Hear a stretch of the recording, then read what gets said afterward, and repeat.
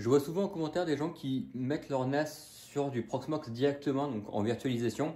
Et j'ai toujours trouvé ça con, sauf avec une raison, et c'est ce qu'on va parler aujourd'hui, c'est comment faire les pass-through sur des disques à travers Proxmox. C'est assez simple à faire, on va mettre ça en place juste après. Mais juste avant, on va faire un petit update matériel de ce qui se trouve ici, donc ce qui est mon Home Lab. Tout récemment, il y a eu quelques petits changements, notamment sur le PVE2 qui maintenant est éteint par défaut. On en reparlera dans une prochaine vidéo du pourquoi du comment. Ce Proxmox 2 maintenant, il a une carte en Ethernet avec 4 ports Ethernet, ce qui me permet de mettre des VM autres que des VM en VLAN 10. Je peux mettre des VLAN 20, des VLAN 30, voire plus si j'avais plus de VLAN. Aussi, ce PVE2, il a maintenant un nouveau boîtier. Donc l'ancien boîtier maintenant me sert juste pour le Proxmox qui va servir de test pour la vidéo. J'ai aussi un petit PC HP qui maintenant fait tourner Home Assistant. Vu que maintenant j'ai ma clé de déconze, si je veux migrer des VM d'un Proxmox à un autre, c'est assez chiant avec justement le passe-through de la clé déconze. Donc j'ai une machine dédiée pour Home Assistant. Et voici la machine qui va servir à faire tourner Proxmox dans quelques instants pour vous. On aura un disque de 120 Go que vous connaissez sûrement si vous êtes là depuis le début de la chaîne. C'est une de mes toutes premières vidéos, ce disque-là. Vraiment éclaté, je vous mettrai le lien si ça vous intéresse. Ce sera mon disque principal qui fera tourner Proxmox. Mes VM et les stockages de mes VM sont aussi stockés là-dessus. Quand je vais faire ma VM TrueNAS, ça sera aussi stocké directement en dur dessus. Si pour votre Home Lab, vous passez sur un seul PC, comme on va le faire dans cette vidéo, je vous conseille de prendre un minimum, un disque de SSD évidemment, de 240 Go au minima. Tout dépend du nombre de VM que vous voulez avoir stocké sur le SSD. La machine virtuelle va être stockée là-dessus, mais il y aura uniquement l'OS de la machine virtuelle qui sera stocké sur ce SSD. Et toute la data du NAS sera stockée sur deux disques séparés du Proxmox qu'on va faire passer en pass-through. Le pass-through, c'est une technologie qui permet de donner un équipement physique comme une carte graphique ou un disque dur directement à sa VM. Ça veut dire que notre NAS virtuel aura accès à ces deux disques. Si mon Proxmox crash, pas de souci. Mes datas de mon NAS sont toujours stockées sur les disques. Donc ça permet déjà d'avoir l'avantage du Proxmox de créer des machines virtuelles un peu comme on veut sur une seule machine. Et aussi, ça permet d'avoir la volatilité du NAS, donc pouvoir stocker des fichiers sur le NAS. On pourrait aussi stocker les machines virtuelles sur le NAS qui est virtuel. Ça veut dire que les fichiers des VM sont stockés sur ces disques-là. Si j'en ai l'envie, si j'en ai pas l'envie, je peux aussi le stocker là-dessus. Et qui dit NAS dit RAID, donc c'est pour ça que j'ai deux disques de 1 Tera, c'est pour faire un RAID 1. On peut aussi faire des RAID 5 ou des RAID 6. Moi, j'en prends deux pour l'exemple. Je fais quelque chose d'assez simple dans cette vidéo. Ce que je conseille si vous faites ce genre d'installation, c'est d'avoir évidemment 3 disques. Un pour le Proxmox et 2 pour le NAS. Et si vous voulez faire de la segmentation réseau, suivant ce que vous voulez faire avec votre réseau, je vous conseille d'ajouter des cartes Ethernet additionnelles sur votre PC, qui est plutôt pratique si vous faites des DMZ ou des choses dans le genre. Et je vous mets quelques références de cartes Ethernet dans la description, que j'utilise d'ailleurs, que j'en ai 3, et elles tiennent vachement le coup, c'est des petites TP-Link, donc si ça vous intéresse, c'est dans la description. Pour ce qui est de la config du PC, en soi, n'importe quel PC fait le job. Tout dépendra de ce que vous voulez faire avec le PC. Si vous voulez créer beaucoup de VM, il vous faudra un processeur assez puissant. Là, j'ai un i3 de 4e génération assez vieux qui a 2 cœurs. C'est vraiment pas l'idéal pour les Proxmox. Avec 8 Go de RAM, forcément, il faudra de la RAM pour les VM. Les composants, ça dépend réellement de ce que vous voulez faire tourner sur votre Proxmox. Plus il y aura de VM, plus les VM auront besoin de puissance, plus il faudra des composants puissants. Ce qui est tout à fait logique en fait. Avant de faire la mise en place, il faut savoir que ce genre d'installation est très avantageuse déjà pour la consommation d'électricité. On n'a qu'une seule machine qui tourne, on n'a pas juste 2-3 machines qui tournent en arrière-plan comme ici. Ça permet aussi d'avoir un très gros gain de place, ça permet d'avoir tout en un, donc ça permet d'avoir moins de matériel. On n'a pas besoin de différentes cartes mères, différents processeurs, différents boîtiers, différentes alimentations, différents disques. Je recommande le matériel d'occasion, mais que vous saviez que c'est un peu fiable quand même, parce que forcément d'avoir tout en un seul endroit, s'il y a un composant qui pète, ça peut être vite dérangeant. Et ce genre d'installation, ça nécessite quelque chose d'indispensable encore plus que la normale, c'est la sauvegarde. Là, le but, c'est pas d'avoir une seconde machine ou un second NAS physique ou propriétaire comme un Sino ou un QNAP pour faire la sauvegarde de la machine. On peut utiliser un simple disque dur interne ou externe pour faire la sauvegarde des VM, du Proxmox, du NAS, des datas du NAS. Ou même certains conteneurs Docker vous permettent de faire des sauvegardes directement en cloud, donc sur du Drive, sur du AWS, chez l'un NAS d'un ami qui habite ailleurs que chez vous. La règle du 3-2-1 dans ce genre de configuration, c'est vraiment primordial. C'est parti pour l'installation de Proxmox. Alors là, j'ai une 7.3, il y a la 7.4 qui est arrivée il n'y a pas longtemps avec la nouvelle ISO. Bon, c'est pas grave, on aura juste à faire un petit apt update. Donc tac, en mode normal. Et voici le Proxmox. Et donc bien sûr, ici, j'ai mes options avec mes 4 disques. Alors 4, pourquoi que j'en ai 4? Parce qu'il y a la Extreme Pro qui est ma clé SSD, donc on va pas installer Proxmox là-dessus. Donc j'ai mon disque de 120 Go, ce qui est très bien, mon SSD. Et après j'ai mes disques de 1 Tera qui me serviront pour le NAS. Donc là, ça paraît évident, mais on prend notre SSD. Ce que je peux faire aussi, j'avais déjà montré, il me semble, dans une vidéo, ou alors sur le wiki, vous avez un tuto de l'installation sur Proxmox. Il me semble que j'en ai parlé, ça. On peut en fait partitionner son disque, donc en UXT4, et on peut choisir une size différente. Donc là, je vais mettre 60. Je me suis foiré. Hop. Alors 60, ça permet tout simplement d'avoir 60 Go pour l'installation de Proxmox, donc pour Proxmox en lui-même, et ensuite avoir le reste, donc 60 Go là du coup dans mon cas, vu que j'ai un disque de 120, qui me servira uniquement à stocker des VM, etc. Donc c'est plutôt sexy de faire comme ça.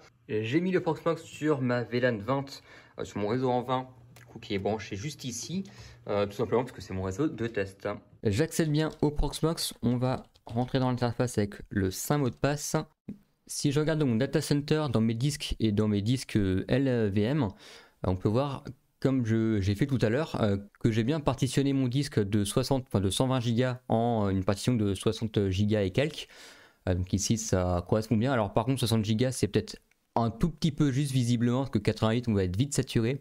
Voici la totalité de mes disques. Alors évidemment, on a toujours le SDD qui est mon Extreme Pro, qui est ma clé USB, donc ça, on s'en fiche. Là, on peut voir que j'ai mon disque SDC qui est en fail niveau des smart. Donc, vu que c'est des disques de récupération, forcément que les données smart ne vont pas être au top. Ce qu'on peut faire par contre, le disque SDB, SDC, c'est mes deux disques qui vont être en pass-through sur une VM. Je peux les wipe, hop, comme ça ils seront tout propres. Et je vais faire pareil pour celui-ci. J'ai mes deux disques qui sont vierges, comme je le disais tout à l'heure, là j'ai qu'une partition SDA3 du coup de 60 Go, donc ça correspond bien à ce que je disais tout à l'heure.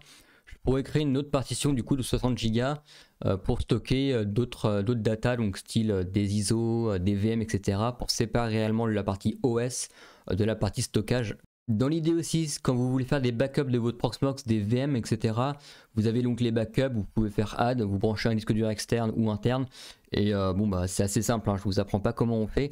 On va directement créer une nouvelle machine virtuelle. Évidemment, j'ai oublié d'uploader l'ISO avant de créer ma VM.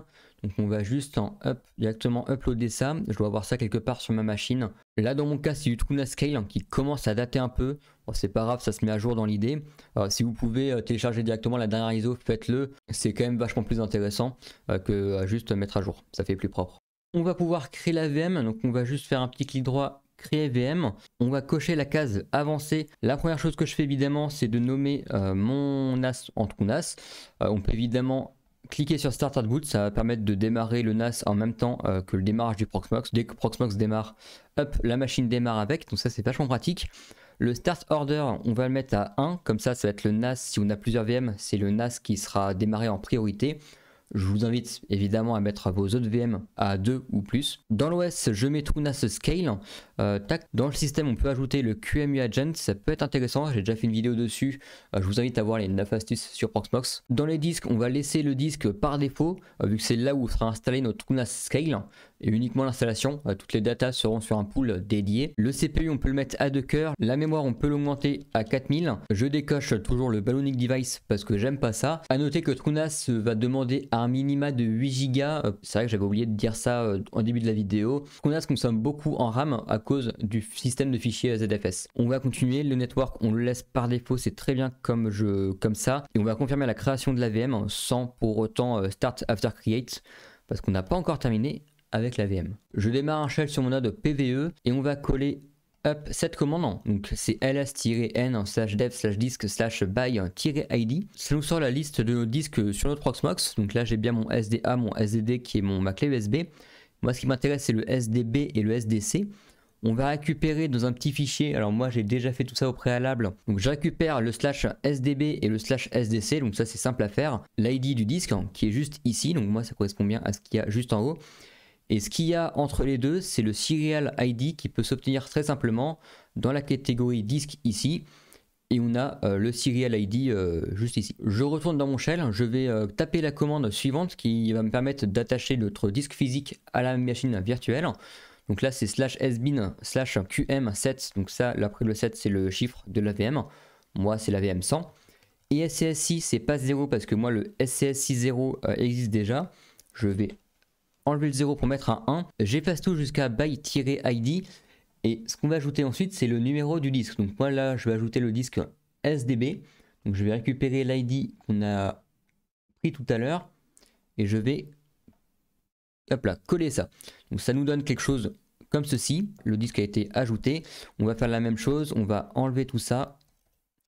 On va remplacer le 1 par le 2, sinon ça va écraser le premier disque. Je récupère l'ID du second disque dans mon bloc-notes. Je colle ça. J'ai bien le SCSI2. Hop, et voilà, c'est bon. Mes deux disques sont attachés. Si je regarde dans ma VM hardware, j'ai 3 disques, donc mon disque virtuel qui me servira uniquement à l'OS TrueNAS, et j'ai mes 2 disques physiques qui sont attachés. Ce qu'on peut faire, c'est les éditer pour décocher la backup, comme ça si on a un job de backup qui prend toutes les VM, ça évite de sauvegarder des disques de data entiers. Et on n'a toujours pas fini, on va retourner dans notre shell de notre PVE et on va éditer la configuration de notre VM numéro 100 pour ma part. Là, moi sur ma commande, il y a une petite erreur, c'est nano/etc/pve. Ici, c'est QEMU-serveur et pas QEMU-serveur avec 100.conf. Le 100, encore une fois, correspond au numéro de ma VM. J'édite ça. J'ai mon disque SCSI 0 qui m'intéresse pas. Je vais prendre le SCSI 1. Je vais aller jusqu'au bout. J'ajoute une virgule avec marqué serial égal et je mets le numéro de série du disque. Donc je copie ça de mon bloc-notes, je le colle. On fait exactement la même chose en dessous. Serial égal et on va ajouter le numéro de série. Encore une fois, tac, collé. Hop là, on sauvegarde tout ça, on exit et maintenant on peut bien sûr démarrer la VM. On choisit une installation de TrueNAS. Donc là forcément il nous met un petit message d'erreur comme quoi il n'y a pas les 8 Go de RAM. On va dire oui. Et je vais sélectionner pour l'instant uniquement SDA qui du coup ça ira encore une fois juste à l'OS. Ok. Donc là on fait oui.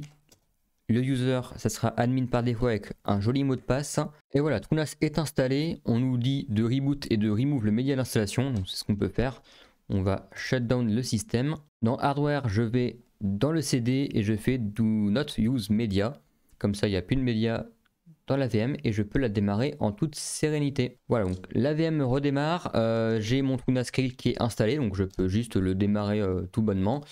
Ça va prendre une IP, on va se connecter à l'interface web juste après. J'ai la jolie IP de mon TrueNAS qui est en 114, ça devrait directement taper sur TrueNAS avec l'administrateur, donc admin, enfin le compte admin plutôt, et le mot de passe que je ne citerai pas, mais je pense que certains l'auront deviné. On a notre TrueNAS qui est joliment démarré. On peut évidemment faire les updates parce que là on a quelques updates de retard.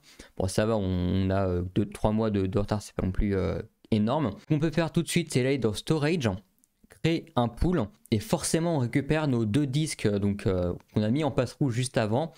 Donc c'est les 2 disques physiques et on va mettre tout ça dans un RAID 1. Donc on va sélectionner tout le monde, tout ce beau monde. On peut d'ailleurs ajouter un nom. On peut mettre par exemple data, data, c'est très bien, data, juste data. On va cliquer sur la flèche ici pour les ajouter au pool. D'ailleurs c'est pas centré, c'est marrant ça. Par défaut on nous propose du mirror, donc c'est ce qu'il nous faut, du mirror, c'est du RAID 1. Et on peut cliquer sur Create ici. Donc on confirme que les disques sont écrasés, donc les datas qu'il y a dessus, bye bye. Et on va créer le pool de stockage. J'entends les disques gratter, on peut voir que c'est bientôt terminé. Mes disques ont fini de gratter, j'ai bien sur mon interface un RAID 1 qui est utilisable, donc avec 900 Go. Ensuite, ce que l'on peut faire, c'est aller dans Share. Par exemple, on peut créer un Share SMB, donc on va cliquer sur Add. Le path c'est de MNT, ça va être data tout simplement, donc notre stockage data qu'on vient de créer. Le purpose on va le laisser à default, la description on peut le laisser par défaut. Dans Advanced Option je pense pas, on peut allow guest pour la démo, juste pour la démo bien sûr. Et on va cliquer sur Save, on va enable le service SMB, tac SMB, ouais enable. On a aussi des trucs très sexy, on a de l'ISCSI par défaut, ça c'est très chouette, du NTFS et du WebDAV. J'aime beaucoup le WebDAV, c'est d'ailleurs ce que j'utilise pour sauvegarder mon NAS sur mon autre NAS, QNAP. Et si je m'amuse à faire un double anti-slash 192, 100, oula, 168, 20, on a dit en 114 il me semble, tac, je devrais avoir admin. Voilà, donc j'ai mon data ici et j'ai mon dossier vide. Là c'est de la configuration extrêmement basique. Après vous pouvez faire ce que vous voulez, vous pouvez mettre plein de choses, c'est comme un NAS classique en fait. Et c'est ce qui conclut cette vidéo. Si vous avez des questions, des interrogements, etc. Il y a le Discord qui est fait pour ça, le lien est dans la description. J'espère que cette vidéo vous aura plu comme d'habitude et on se retrouve pour une prochaine. Allez, ciao!